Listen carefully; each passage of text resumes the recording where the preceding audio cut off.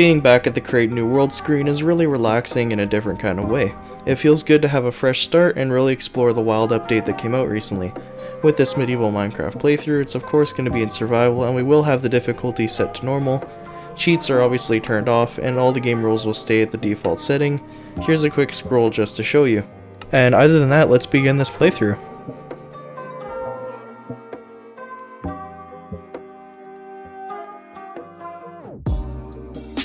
The first thing I noticed when I loaded into the world was how beautiful the spawn was. With the sun glistening through the trees and the brushstrokes of the shadows on the grassy canvas, it got me really excited to start building and see how I could use this shader pack to my advantage. After walking a short distance, I figured out I was on a very tall mountain. Peering my eyes over the edge, I saw that I was surrounded by an ice biome and on almost all sides with forests as well. But starting out in a typical Minecraft fashion, my first priority wasn't building, but chopping down trees.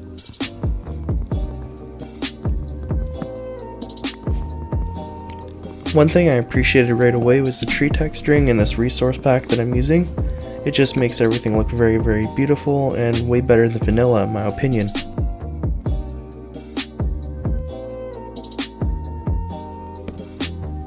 After successfully creating ourselves a wooden axe, we're going to mine down a couple trees just so I can get some more wood really quickly.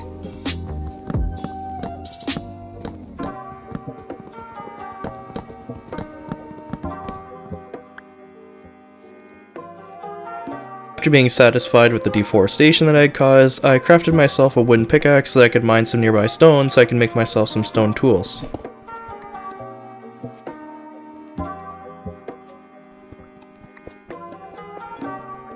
Upon digging into the side of this mountain, I found myself some coal which will later be used to make torches in my mining expedition.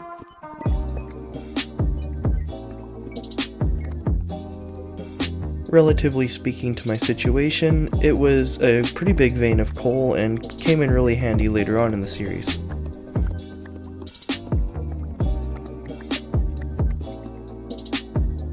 And after gathering all my stone, I turned my planks into sticks and then crafted some stone tools so that I can better prepare myself for the world ahead of me. If I was going to go caving, I needed to make sure that I was prepared with at least a weapon, so I used a stone sword and put in the first slot of my hotbar ready to be used at any moment. I picked up my crafting table, and then I got up on this tree and looked down and realized I could probably jump off this and maybe not die. So staring down below, I took a big leap of faith and waited to see if I would see a "you died" screen. Which I didn't, so yay me. After exploring for a little while, I found a few animals that I sent to the respawn screen, and in return they gave me some meat.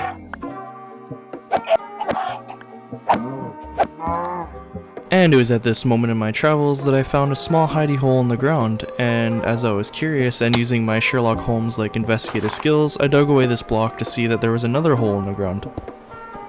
Digging away a few more blocks, I eventually let myself down to go and explore this newly hidden gem.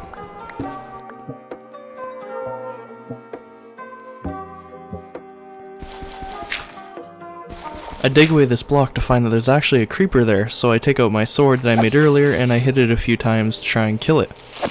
But, in my attempt to kill it, another one comes out and also tries to kill me. I hit it a few times, but with my luck, instead of killing it, it actually just blows up on me. In my preparation to go mining, I cooked some chicken up just so I wouldn't get hungry while down in the caves. And right at the beginning, I found my first vein of coal that I would find in the cave. And this is the moment where I'd find my first vein of copper in the series. Even though copper in itself isn't very useful, I know that we'll be using it on later in this series in order to build some cool statues with some oxidization effects.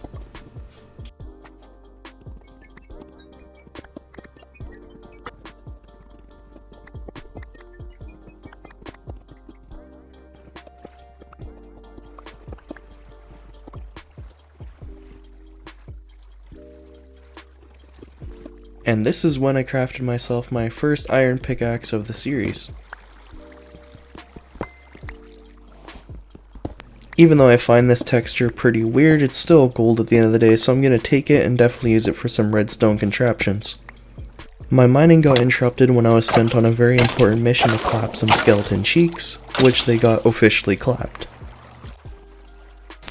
I came across this weird spider mating ritual, and unfortunately I had to interrupt and end their lives. Another skeleton witnessed me clap their previous friend's cheeks, so they asked for me to do the same to them.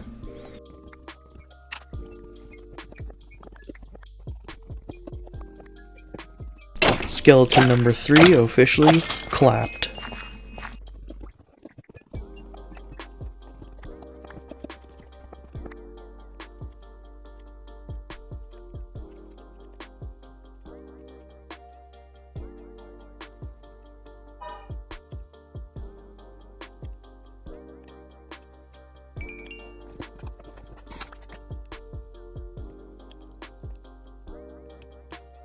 I'm making myself some iron armor because I know these caves can be quite dangerous, and to lessen my chances of dying, suiting up wouldn't be such a bad idea.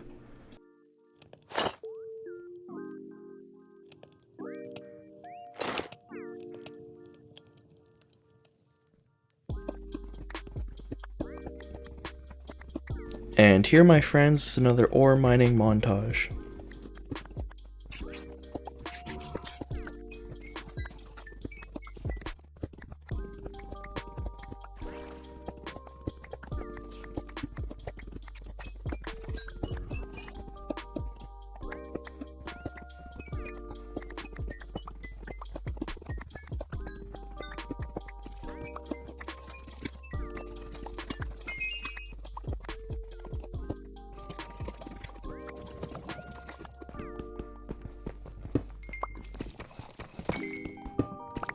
And finally, we found our first diamond of the series.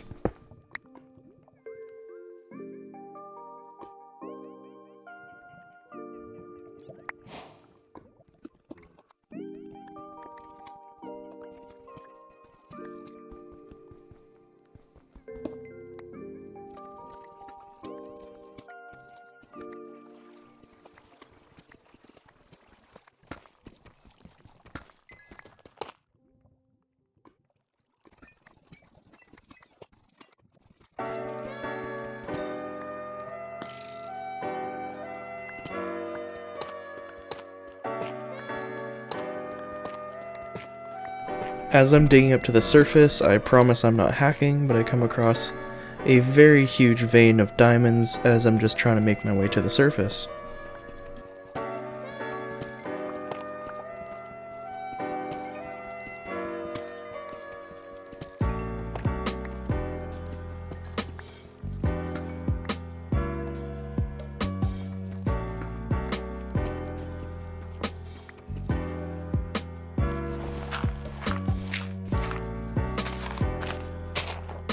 I finally made it to the surface, and this is where I am going to build a small little shelter for the night so that I don't get attacked by mobs.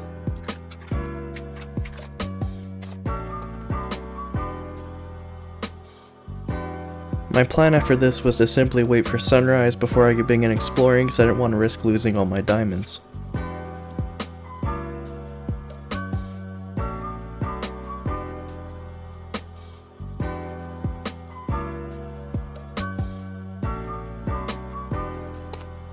With a new day ahead of me, I decided I was going to explore to find a place to build my very first house.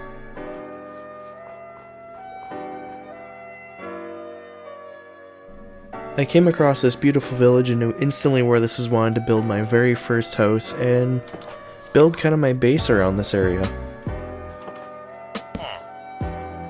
And here's a time lapse of me building my very first house out of this villager house that I found, and I saw potential in it and wanted to just add upon it to make it nice and beautiful. So here it is.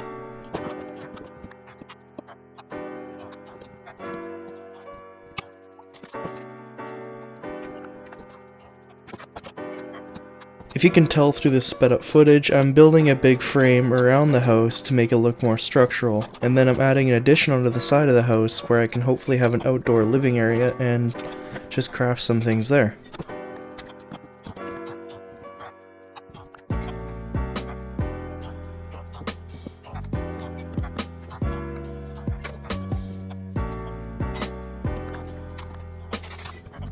There was many times during this project where I had to stop and get more spruce wood because I had no idea how much this project would take.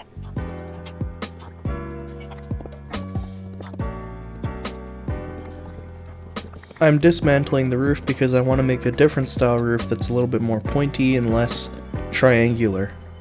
It'll still be a triangle, but it won't be near as shallow, and it'll offer a higher peak for more of a dynamic looking building.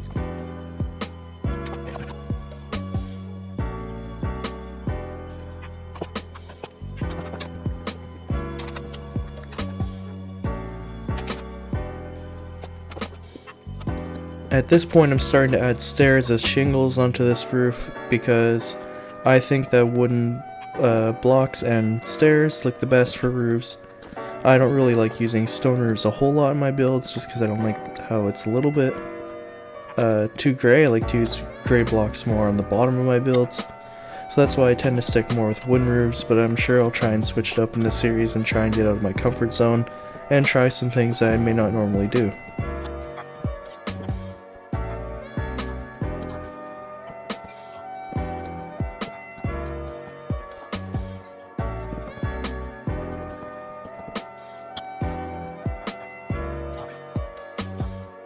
With one side of the roof done, I switched over to the other side and started doing wooden blocks and stairs as well.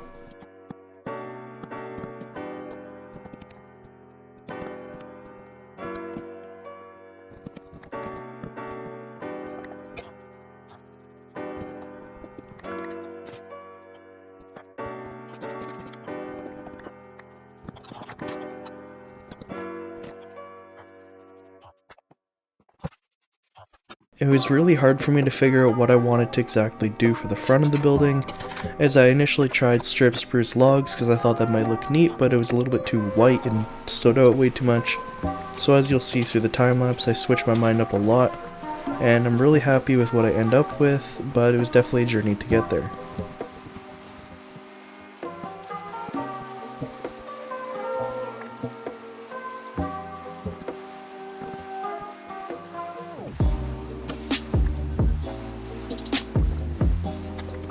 I took a little break and collected some spruce logs so that I could finally start roofing the second half of my build.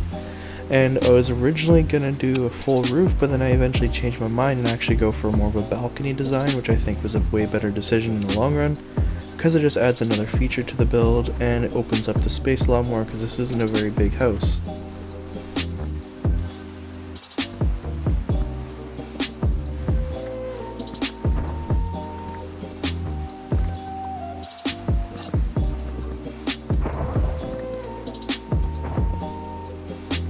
Now I'm starting to design the upstairs, which is where I'm going to put my bed and a few little workbenches and chests, just so I have enough upstairs where I can get everything I need up there, but then also have some more stuff downstairs, and then have some other stuff underneath the roof of the second part of my building.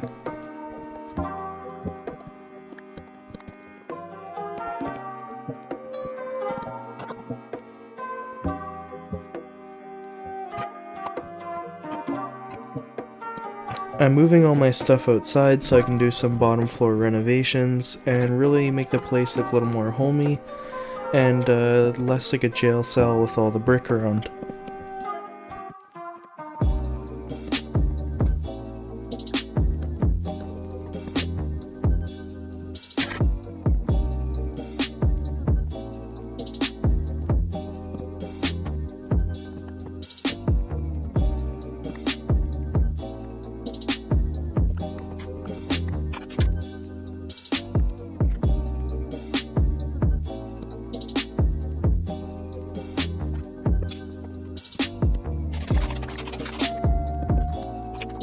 I'm just finishing up my outside balcony where I'm going to store a whole bunch of my utilities so that not only can I access them from outside, but also because it adds a neat touch of something where you're looking in. And not only that, because this house is really small, so I had to find a place where to put it, and I thought that outside would probably be the best idea.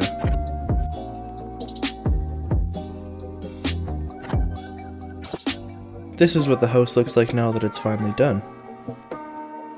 I hope you enjoyed this episode. Please like, comment, and subscribe if you'd like to see more. And hopefully we'll see you for episode number 2. As always, stay happy. This is SkepticalBee.